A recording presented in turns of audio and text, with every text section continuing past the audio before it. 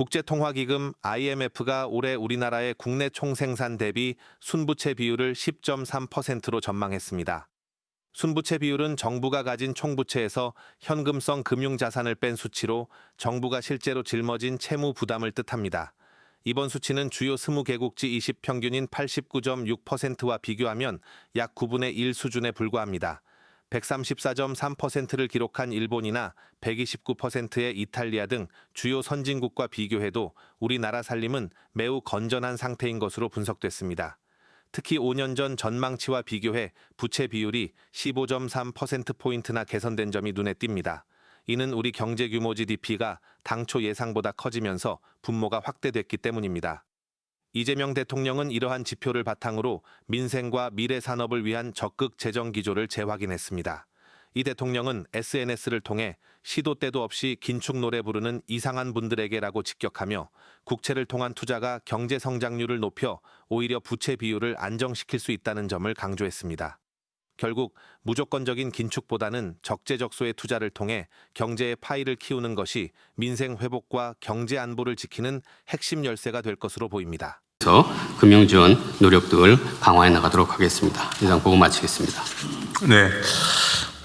금융위원회 고생 많으시고요. 이게 금융위원회에서 어쨌든 금융 시스템을 정비를 해서 주식시장이 지금 정상화되고 있는 큰 효과가 나타나고 있는 거예요. 근데 지금 계속 좀 주식시장 정상화 조치는 계속돼야 될 텐데. 맞습니다. 네. 우리 정책실하고 지금 준비하고 있는 건 언제쯤 제가 볼 수 있습니까? 예, 법률 부분하고요. 또 뭐 거래소 자체 구조 개혁하고 있는 건 두 가지 또 네. 또 사전에 좀 이렇게 예, 이렇게 가버넌스 이런 문제도 있고 그래가지고요. 준비해서 보고 드리겠습니다. 이제 큰 돌을 몇 개 집어낸 수준인데 이제 잔돌을 집어내야 될 거 아니에요, 그죠? 섬세하게. 작아 보이지만 그런 것들을 다 시정을 하면 조금씩 개선이 되니까요. 여전히 우리 시장이 다른 나라에 비하면 많이 저평가되어 있는 상태죠. 네, 그렇습니다. 그래도 지금 많이 올라왔는데요. 그래도 지금 최근에 이제 기업 실적이 굉장히 많이 올라왔고요. 기업 실적 대비로 하면 저평가돼 있다. 그런 지금 평가가 많이 있습니다. 네. 그리고 여전히 어디 요새 뭐 이자가 무슨 뭐 10,000%가 넘는 걸 발각을 했느니 뭐 그러잖아요. 네네. 그거 지금 이자를 뭐 10,000% 넘게 받고 이거 단속은 경찰이 하고 있습니까? 예, 경찰에서 주로 단속. 경찰에서. 예. 원래 이게 각 지방 정부의 특사경들이 제가 경기도 있을 때는 꽤 많이 제가 경기도 공무원들이 단속을 많이 했는데 지금 다른 단위에서는 이 불법 사채 단속 안 하나요? 금감원에도 단속이 되나요? 단속하고 있나요? 금감원? 조사건이 없다고 그랬나? 네네. 근데 저희들이 예방 차원에서 불법 사금융 네. 예방이랑 그다음에 당하시는 분들 저희 전담자를 해서 원스톱 서비스를 해갖고요. 지금 가동이 됐죠. 그럼 지금은 현실적으로는 그럼 지방 정부들이 할 수는 있는데 크게 뭐 관심 있는 것 같지는 않고 경찰이 주로 해야 되는 거군요. 예, 경찰에서 주로 하고 있습니다. 그 사채 이자율이 뭐 10,000%가 넘고 그것도 주로는 젊은 청년들이 많이 당하잖아요. 예, 예. 사회 초년생들이 많이 당하는데. 예, 그렇습니다. 그 신병 처리는 어떻게 하고 있어요? 그죠? 악질적이고 이러면 좀 엄하게 되는 거 아니에요? 악질적으로 뭐 사안에 따라서 저희가 이제 판단을 하는데 뭐 채권 추심하고 이럴 때 이제 폭력을 수반한다든지 이런 경우는 그 구속 수사를 적극. 근데 그냥 단순히 너무 과하게 이자 높게 빌려줬다 이거 가지고는 그렇게 신병 처리를 엄하게는 안 하는 모양이군요. 예, 그런 부분들은 좀. 그러니까 이게 참 우리 사회에 아직도 그런 어두운 면이 많이 남아 있는 거죠. 근데 결국은 이 제도 금융에서 이걸 충분히 커버 못해서 생기는 일이라고요. 50만 원 빌리는데 50만 원 빌리면서 선이자 20만 원 띄고 30만 원 주고 뭐 한 며칠 2, 3주 지났더니 뭐 100만 원 돼 있고 막 그러잖아요. 다시 또 100만 원 빌려주는 걸로 바꾸면서 또 선이자 한 30만 원 띄고 뭐 띄고 해가지고 한 30만 원 주고는 100만 원만 들고 이 짓 해가지고 지금 올라가는 거 아닙니까? 근데 그 30만 원, 50만 원 뭐 그게 있는 사람 입장에서 보면은 적은 돈이겠지만 없는 사람은 그거 없으면 죽을 지경이라서 그렇게라도 하는 거잖아요. 근데 그 부분을 어떻게든지 좀 커버를 해줘야 되는데. 네네.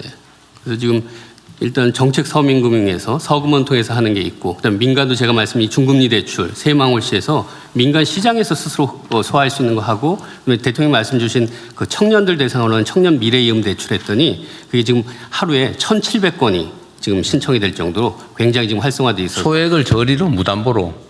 네, 무담보입니다. 신용 없이 미래 상환 능력만, 미래 상환 의지만 보고 저희들이 하는 청년 미래이음 대출을. 그래서 제가 전에도 한번 말씀드렸는데 이게 우리는 이제 지원 그냥 무료로 주는 거 아니면 빌려주는 거. 빌려주는 건 반드시 받는다. 그냥 주는 거. 반드시 받는 빌려주는 거. 이 두 가지만 보통 생각을 하잖아요. 그런데 요 중간쯤에 예를 들면 한 50%는 못 받을 경우 결선 처분한다. 50%만 받아도 된다라고 하는 영역의 정책도 만들면 효율적이지 않나요? 맞습니다. 그래서 저희들이 하는 게 청년 미래이음 대출 같은 경우는 미소금융을 통해서 전통적으로 그냥. 근데 그런 거를 하면 어디 일부 언론에서 뭐 50%를 떼어 먹혔느니 뭐 이렇게 비난을 하니까 웬만하면 그런 정책을 안 하려고 하는 거죠. 근데 이제 미소금융은 어떻게 보면 굉장히 사례 상담이라든지 이걸 통해서 굉장히 깊게 들어가기 때문에 오히려 그런 측면에서는 손실률이 더 떨어질 수도 있습니다. 아니, 저는 제 말을 좀 드리는 건 손실률 떨어지는 거 자랑하지 말자 그 말이에요. 악착같이 받자 이게 아니고 결국은 재정이라고 하는 게 우리가 연간 국가 예산으로 한 700~800조 원을 쓰는 거잖아요. 700~800조 원을 매년 쓰잖아요. 앞으로 계속 늘어나겠죠. 그중에 예를 들면 사람들한테 빌려주는 거에 대해서 예를 들면 2차 보전을 하거나 뭐 보증을 해주거나 이렇게 하는 지출도 있고 그냥 이렇게 지출로 해서 지원해 주는 것도 있는데 그것도 어쨌든 수백조 아닙니까?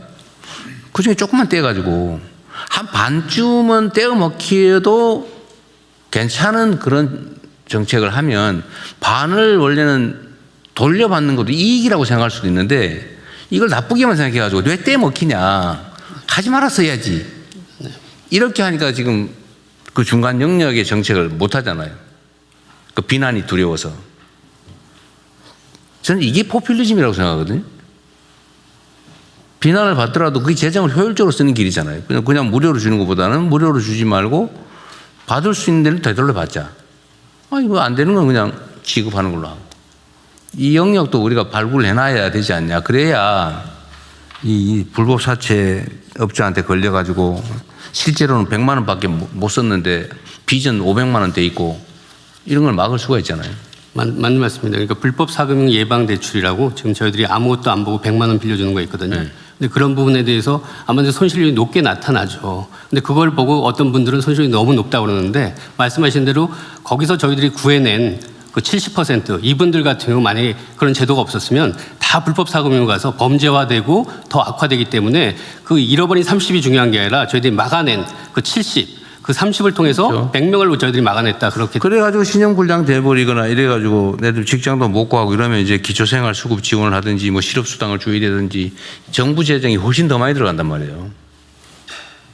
그러니까 그 부분의 중간 영역에 좀 뭐라 그럴까 그런 회색 정책이라고 그럴까? 지원도 아니고 대출도 아니고 지원이기도 하고 대출이기도 하고 이런 것도 필요하겠다는 생각이